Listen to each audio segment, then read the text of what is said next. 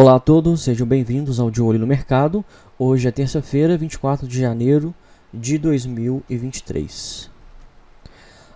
Os nossos estudos, a gente sempre começa pelo mini índice, né? O objetivo desses estudos é fazermos duas coisas. Primeiro, olharmos o que está acontecendo no mercado, né? E baseado no que está acontecendo, a gente faz uma referência a todo o conhecimento de análise técnica necessário para conseguirmos fazer uma leitura do que está acontecendo e pensar em possibilidades, tá? Sobre o possível comportamento dos preços, né? Então, assim, são, como eu disse, possibilidades, né? Logicamente, não trata-se de recomendação de investimentos. Eu simplesmente faço uma análise a partir dos indicadores, né, a partir de um trade system e a partir de um corpo de conhecimento que eu ministro dos meus cursos, tá? O mini índice, eu até publiquei hoje, né, um estudo do mini índice, porque logo pela manhã, né, eu já vi um site de notícias informando, né, que o índice ele estava subindo por conta de bancos e varejo, né? Porque hoje o varejo subiu bastante. E aí, quem só lê notícias, não olha gráfico nenhum, né? Ou nem sabe analisar o gráfico, pelo as notícias, devido às notícias serem muito apelativas, muito sensacionalistas, as pessoas acham que aquilo que está escrito é, primeiro, uma leitura certa da realidade, enquanto não é. Né? E as pessoas acham que aquilo serve também como base para se tomar uma decisão de investimento, tá? E também não é, porque o jornalismo financeiro, assim como todo jornalismo, ele precisa criar manchetes que atraiam o público, porque, né, os jornais, as plataformas estão atrás de cliques. Né, você só ganha se clicar, se entrar, se consumir o conteúdo, se assinar o conteúdo, tá? Então, assim, é um ledo engano você se pautar por notícias, tá? É uma das coisas que eu faço para poder identificar se um jornal ou se uma revista ele é uma fonte proveitosa de conhecimento, é você ler aquele jornal depois que ele já foi publicado, né? O jornal foi publicado hoje, lê ele depois de amanhã, lê ele amanhã, lê ele na semana que vem. Se ao ler esse jornal na semana que vem você vai ainda aprender alguma coisa, aquilo que você aprendeu foi útil. E se você analisar, no máximo 10 a 20% do conteúdo de um jornal, ele é um conhecimento, uma fonte de informação, de aprendizagem, porque o resto são notícias que amanhã já não vale nada. Não é à toa que o jornal ele vale alguma coisa hoje. Amanhã o jornal da notícia de hoje já não está valendo, porque amanhã já é uma nova notícia, tá? Não é à toa que você pode ir na banca de jornal e você pode comprar vários jornais velhos muito abaixo do preço. Na verdade, você pode comprar até por quilo, né, os jornais antigos. E os jornais antigos qual tipo de jornal? É o jornal de ontem para trás, né? Então, assim, olha só, hoje o dia já está terminando, tudo aquilo que foi noticiado sobre hoje aconteceu ou não aconteceu. Pronto. Então, assim, o jornal de hoje já é um jornal velho, tá? O jornal que foi veiculado de manhã já é um jornal velho.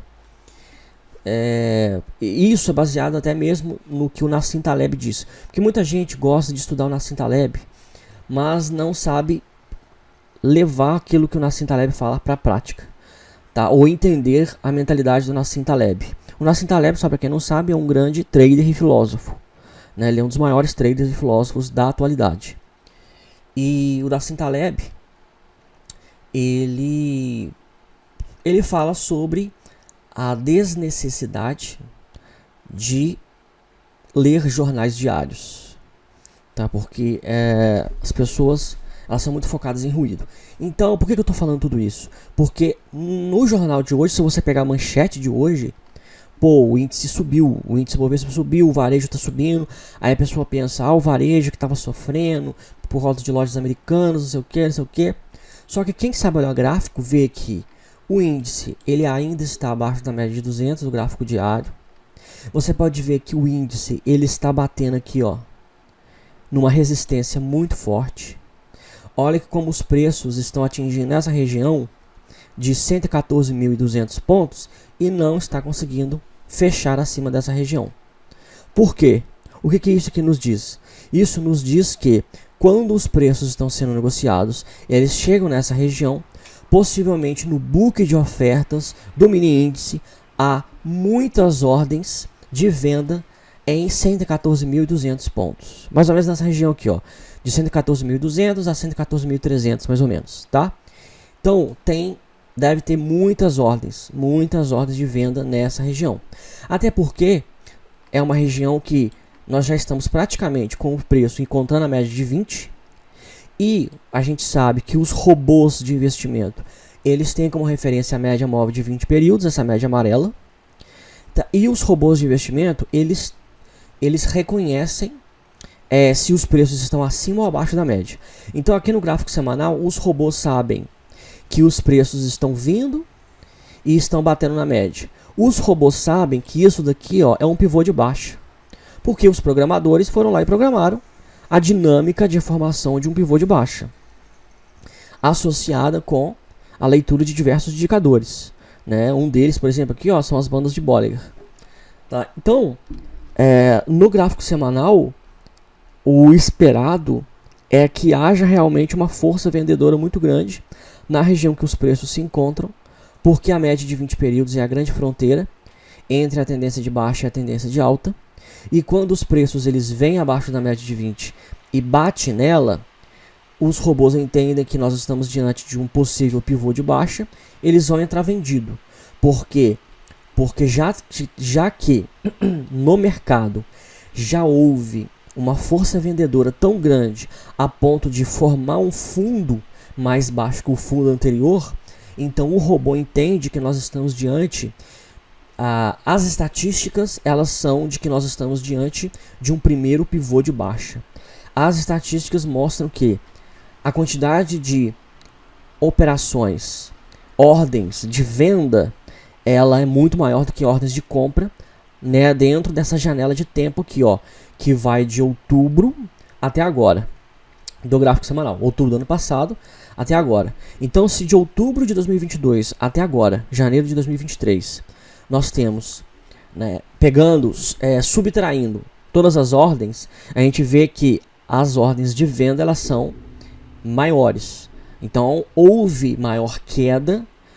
Essa queda ela é derivada de um volume maior de ordens de venda, tá? Portanto, o robô ele consegue entender que a dinâmica, as estatísticas, porque os robôs trabalham com estatística.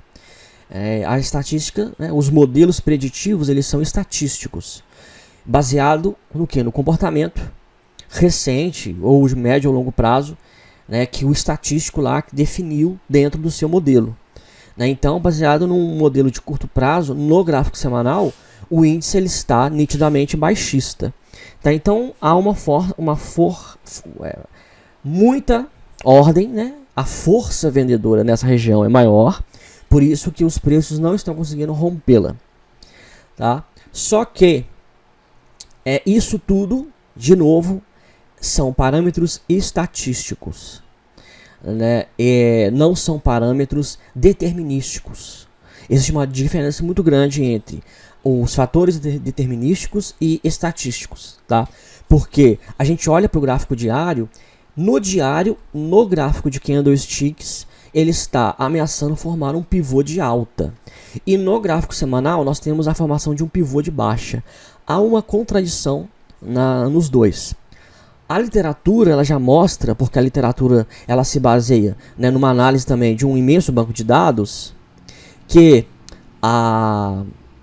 o que prevalece é aquilo que está ocorrendo no gráfico semanal. Porque aquilo que está ocorrendo, aliás, no gráfico de prazo maior, e no nosso caso aqui é o gráfico semanal. Por quê? Porque isso que está acontecendo no semanal, essa formação baixista, o fato dos preços estarem abaixo da média de 20, isso que é o cúmulo, o acúmulo, na verdade, de uma grande quantidade de ordens. Então, essa configuração do gráfico semanal, ela se dá diante de um volume maior de ordens. Por isso que é mais assertivo a dinâmica do gráfico semanal do que a dinâmica do gráfico diário, comparando a dinâmica dos dois prazos.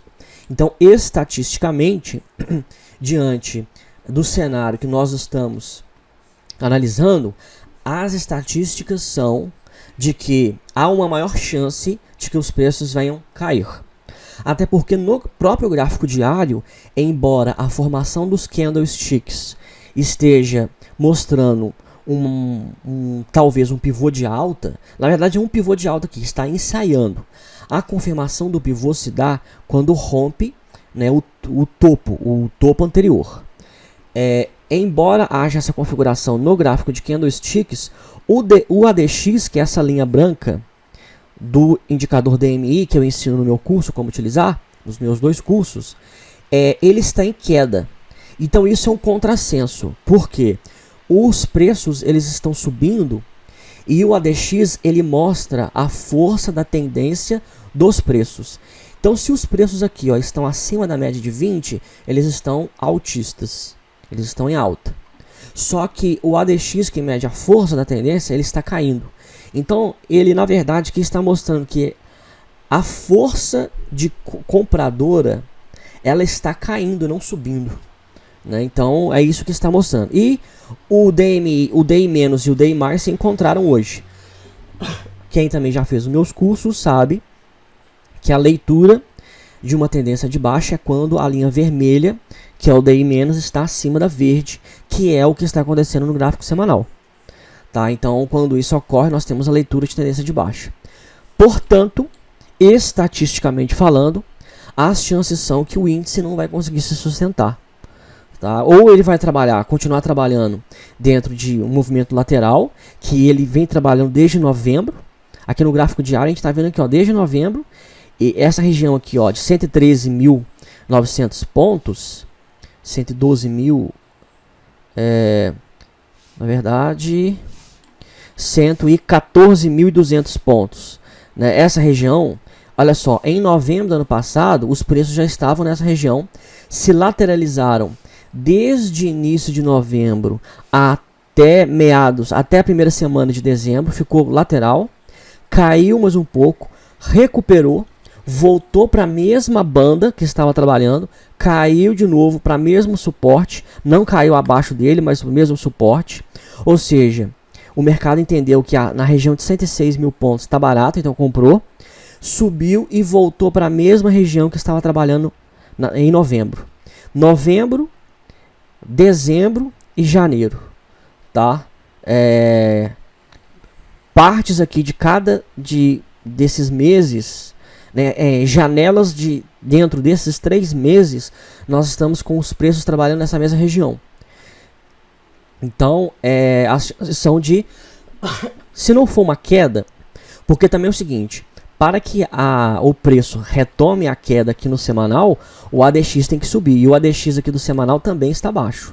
O ADX aqui do semanal ele está em 18, muito baixo. O ideal é 30. Suportável é 20 se todos os indicadores estão alinhados. Se todos os outros indicadores estão alinhados e só o ADX está para trás, digamos assim, a partir de 20, 25 é suportável. Tá? Abaixo disso não. E nós estamos vendo que está a 18. Então, na verdade, o cenário ele é de incerteza, ele é de lateralização. Tá? O cenário ele é de lateralização. Ou seja, nós estamos vendo que não há força compradora para jogar esse preço para cima, mas também não há força vendedora para jogar esse preço para baixo. Vai ficar esse marasmo dentro aí dessa janela de preços que o índice já trabalhou. Né? A gente não vai também não faz uma leitura de queda no índice por agora, porque o dólar ele está ameaçando cair. E o dólar ele já está baixista já desde o ano passado. Tá? E desde o meio do ano passado o dólar já está bem baixista, pelo menos no gráfico semanal. É claro que ele está lateral, ó, mas ele está lateral para queda. Né? Se a gente fosse pegar uma... Ele está em movimento lateral, mas assim, com candles de força baixista sendo formados. E na maior parte do tempo ele trabalhou abaixo da média de 20, não acima da média de 20.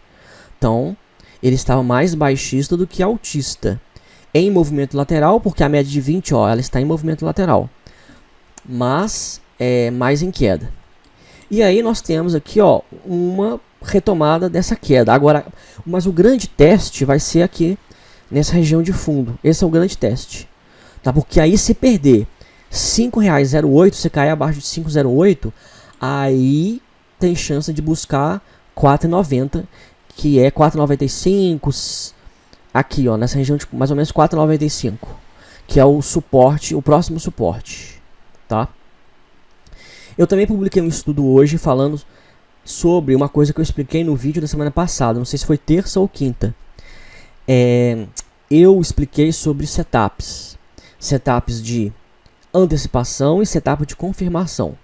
Na semana passada eu já falei, o dólar, o mini dólar, aqui ó, esse candle aqui, ele armou o setup ponto contínuo.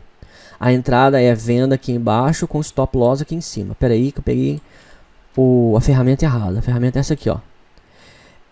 Aqui ó, a entrada é essa aqui, ó. Mais ou menos, ó, venda em 5,16, o stop em 5,28 com a alvo em 4,93.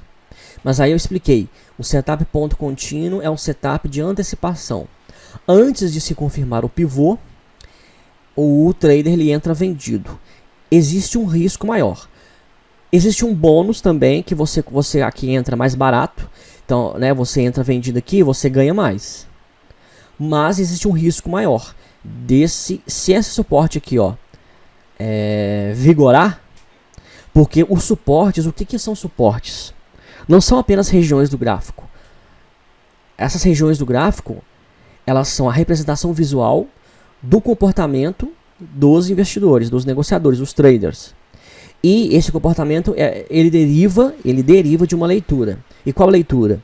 De que quando os preços estão aqui, ele está barato.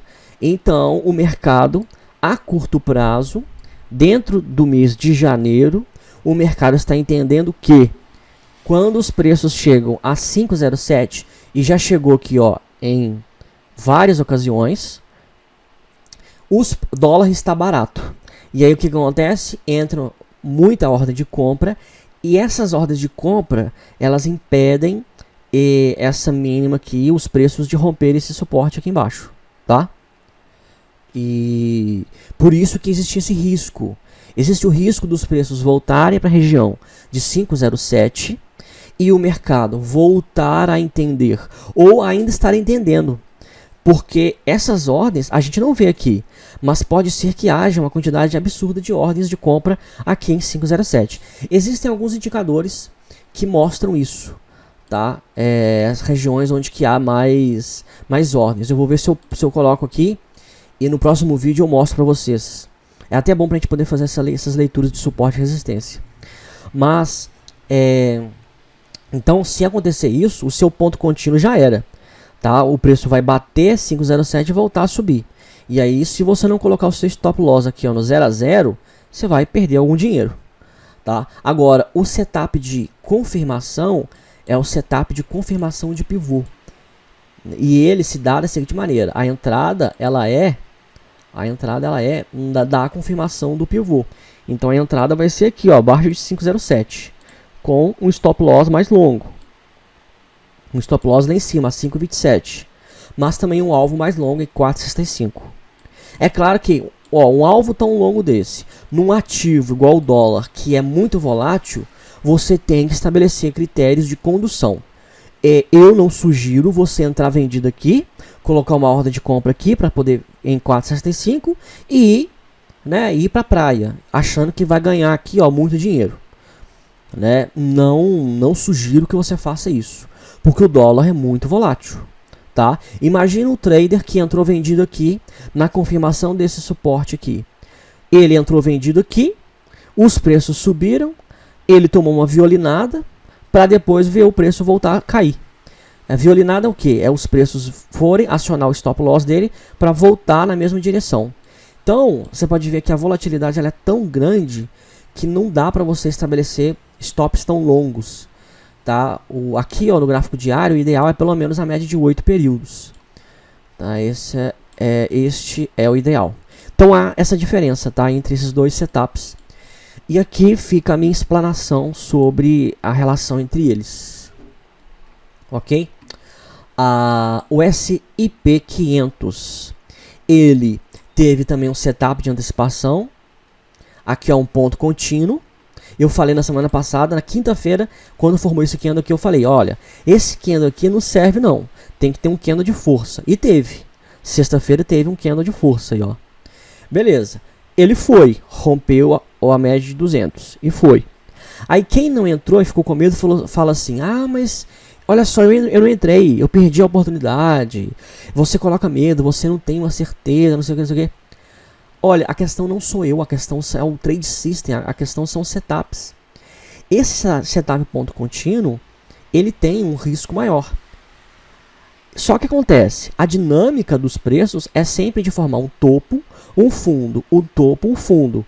Basta você aguardar a formação de um novo fundo e depois, se houver a retomada da alta, igual aconteceu aqui, ó, fez um topo na média de 200, caiu, formou um fundo na média de 20, um fundo mais alto que o fundo anterior, voltou a subir.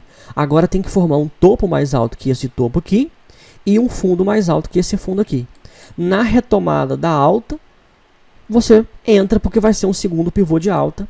O segundo pivô de alta, ele é mais assertivo, ele tem menos risco do que o primeiro, porque o primeiro pivô ele sofre uma pressão maior, porque tem muito trader que fica aqui, ó, tentando vender para poder ganhar aqui no scalper aqui em cima, né, para tentar frustrar esse movimento do mercado de alta, né? Então a região aqui, ó, de resistência, porque o topo anterior formado, ele se encontra numa região de resistência, e região de resistência é uma região que tem muita ordem de venda, tá? Então o primeiro pivô, como sendo o primeiro degrau, né, a escada está começando a ser formada. O primeiro degrau é o mais difícil de ser construído. Agora o segundo já é mais fácil. O terceiro já é mais fácil ainda. Tá? Porque aí você vai ver que quando a tendência ela está muito forte, o ADX ele sobe. Olha essa perna de alta aqui do SP 500. Olha aqui, ó, o ADX ele chegou a 36. Ele chegou, ó, a 50 aqui em cima. Tá?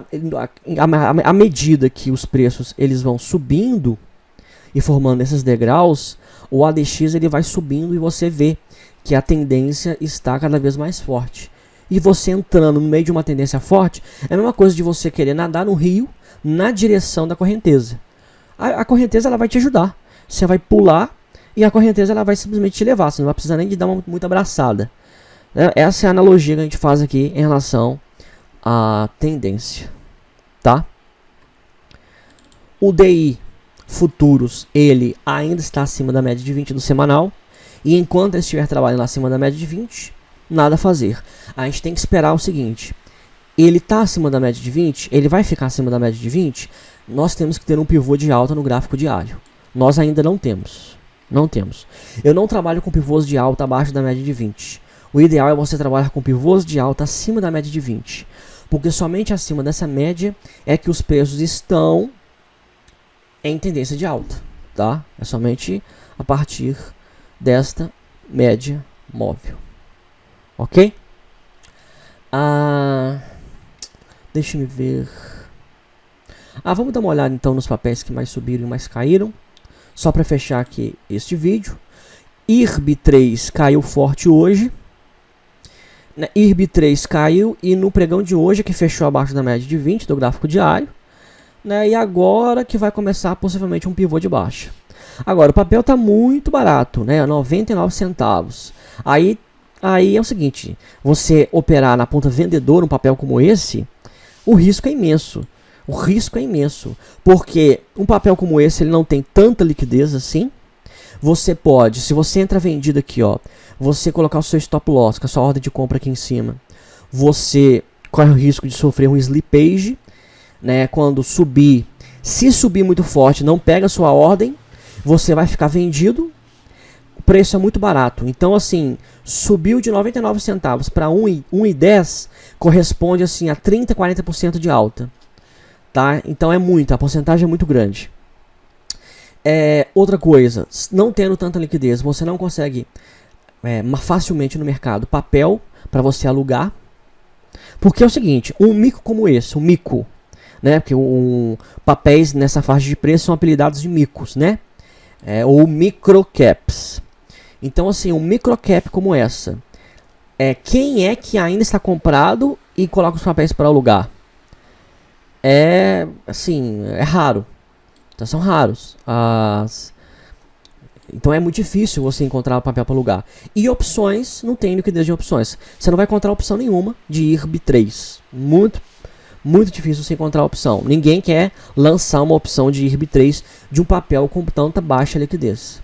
Gafisa tá aí, ó. Gafisa explodiu, né, para cima, não foi para baixo, foi para cima. Gafisa pegou muita gente com as calças arriadas, né? Eu sei porque eu tenho clientes, porque, né, eu advogo aí no mercado financeiro e eu advogo aí em casos de ressarcimento de prejuízos, tá? E eu tenho clientes que simplesmente estavam vendidos em Gafisa e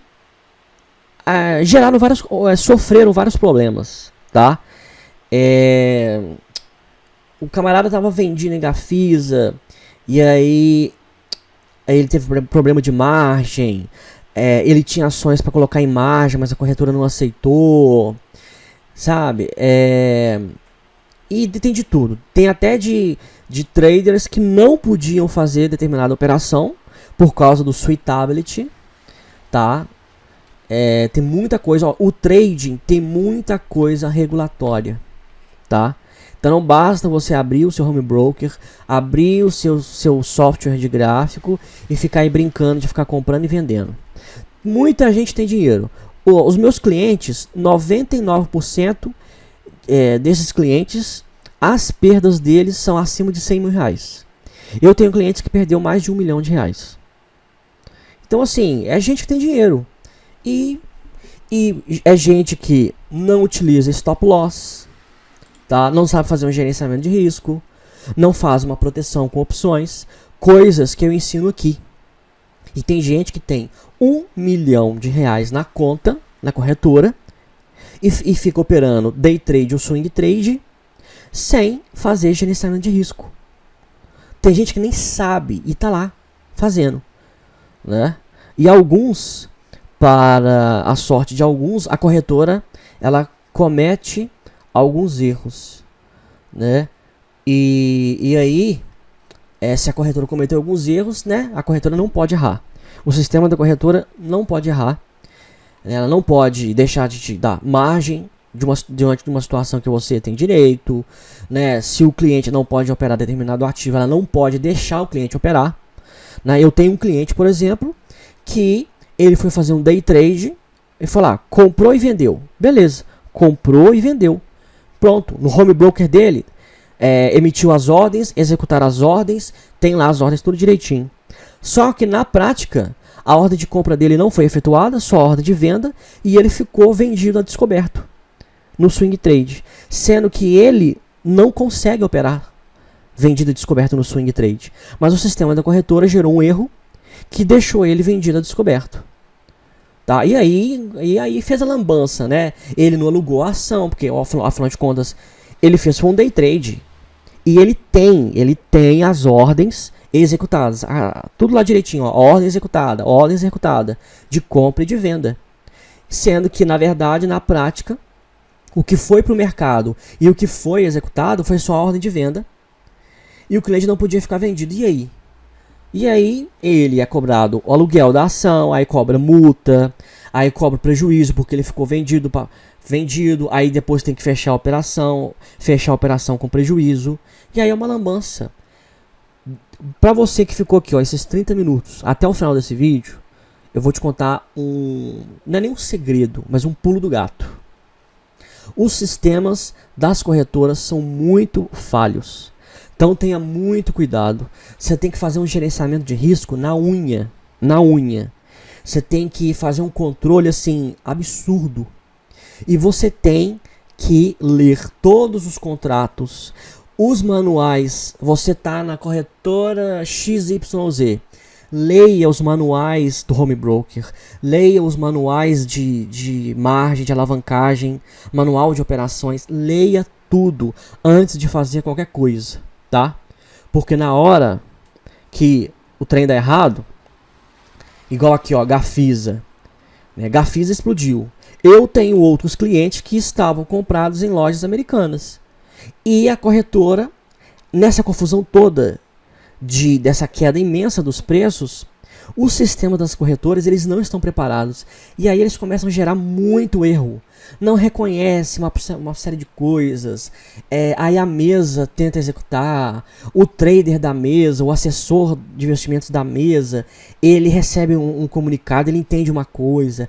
Aí ele faz uma liquidação compulsória num cliente que não era para fazer. Entendeu? O risco tem lá.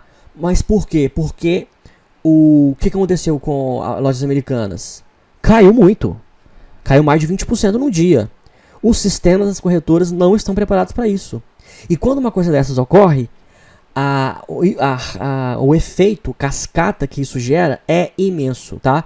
Eu tenho vários clientes que sofreram prejuízos por erro do sistema de corretora, por eles estarem com Gafisa, seja na ponta vendedora ou compradora, e outros clientes que estavam com lojas americanas e também tomaram prejuízo. Então você tem que ter muito cuidado, tá? Quando você faz o gerenciamento de risco completo, você não está sujeito a isso. E se você sofre uma coisa dessa, você tem tudo controlado. Você tem tudo controladinho. Aí você tem provas suficientes para você ingressar com uma ação contra a corretora. Porque as corretoras, meus amigos, o que elas cometem de erros não é brincadeira. Eu tenho um cliente que simplesmente, o cliente tinha, sei lá, vamos supor aí, ó, 100 mil reais. Começaram a fazer operações na conta dele de mais de R$1 milhão. E isso foi, sei lá, se foi algum assessor, se foi o banco, se foi corretora. O camarada simplesmente começou a receber notas de corretagem milionárias. E ele perdeu tudo.